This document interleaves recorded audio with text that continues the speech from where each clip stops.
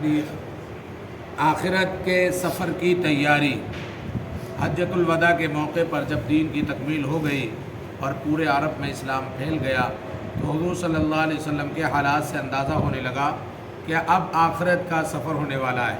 چنانچہ آپ ہر سال رمضان میں 10 دن کا اعتکاف کرتے تھے، اس سال 10 ہجری میں 20 دن کا اعتکاف فرمایا۔ ہر سال جبرائیل امین کے ساتھ 1 مرتبہ قرآن کا دور کرتے تھے، اس رمضان میں 2 مرتبہ دور فرمایا۔ حجۃ الوداع کے موقع پر آپ صلی اللہ علیہ وسلم نے خطبہ دیتے ہوئے فرمایا، شاید اس کے بعد میری تم لوگوں سے ملاقات نہ ہو سکے۔ جمرہ عقبہ کے پاس کنکری مارتے ہوئے حکم دیا کہ تم مجھ سے حج کے اعمال سیکھ لو۔ اس سے پہلے جب سورہ نصر نازل ہوئی جس میں اللہ تعالیٰ کی طرف سے فتح و نصرت اور لوگوں کے دین میں داخل ہونے کی خبر کے ساتھ اللہ کی حمد و ثنا اور توبہ و استغفار میں مشغول ہونے کا حکم سن کر آپ سمجھ گئے تھے کہ اب دنیا سے رخصت ہونے کا وقت قریب ہوتا جا رہا ہے۔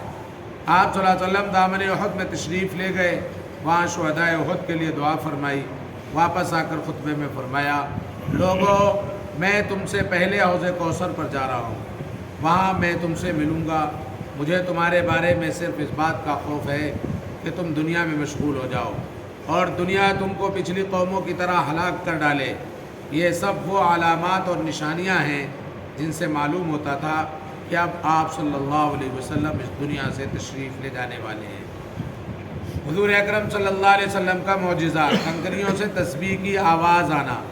حضرت ابو ذر رضی اللہ تعالیٰ عنہ فرماتے ہیں کہ ہم ایک مرتبہ رسول اللہ صلی اللہ علیہ وسلم کے ساتھ بیٹھے ہوئے تھے، آپ صلی اللہ علیہ وسلم کے ہاتھ میں چند کنکریاں تھیں، اچانک ان سے تسبیح کی آواز آنے لگی جس کو ساری مجلس سن رہی تھی۔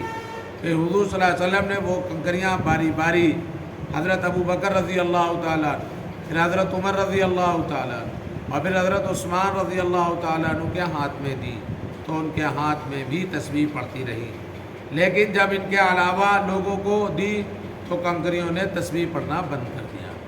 ایک فرض کے بارے میں، عشاء کی نماز کی اہمیت، رسول اللہ صلی اللہ علیہ وسلم نے فرمایا، جس شخص نے عشاء کی نماز جماعت کے ساتھ پڑھی گویا اس نے آدھی رات عبادت کی، اور جس نے فجر کی نماز جماعت سے پڑھ لی گویا اس نے ساری رات نماز پڑھی۔ ایک سنت کے بارے میں، آئینہ دیکھنے کی دعا، جب آئینے میں اپنا چہرہ دیکھے تو یہ دعا پڑھے، اللہم حسنت خلقی فحسن خلقی، اے اللہ تو نے میری صورت اچھی بنائی ہے، بس تو میری سیرت بھی اچھی بنا دے۔ ایک اہم عمل کی فضیلت، توبہ سے گناہوں کا بھلایا جانا۔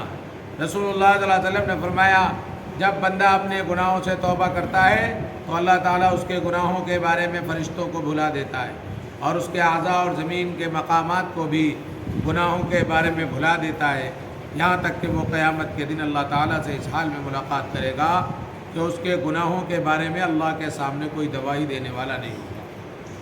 ایک گناہ کے بارے میں اللہ اور اس کے رسول کی نافرمانی، قرآن کریم میں اللہ تعالیٰ فرماتا ہے، جو شخص اللہ اور اس کے رسول کی نافرمانی کرے گا اور اس کی مقرر کی ہوئی حدوں سے آگے بڑھے گا تو اللہ تعالیٰ اس کو آگ میں داخل کرے گا، جس میں وہ ہمیشہ رہے گا اور اس کو ذلیل اور رسوا کرنے والا عذاب ہوگا۔ دنیا کے بارے میں، دنیاوی زندگی ایک دھوکہ ہے، قرآن کریم میں اللہ تعالیٰ فرماتا ہے، لوگو بے شک اللہ تعالیٰ کا وعدہ سچا ہے، تو کہیں تم کو دنیاوی زندگی دھوکے میں نہ ڈال دے اور تم کو دھوکے باز شیطان کسی دھوکے میں نہ ڈال دے۔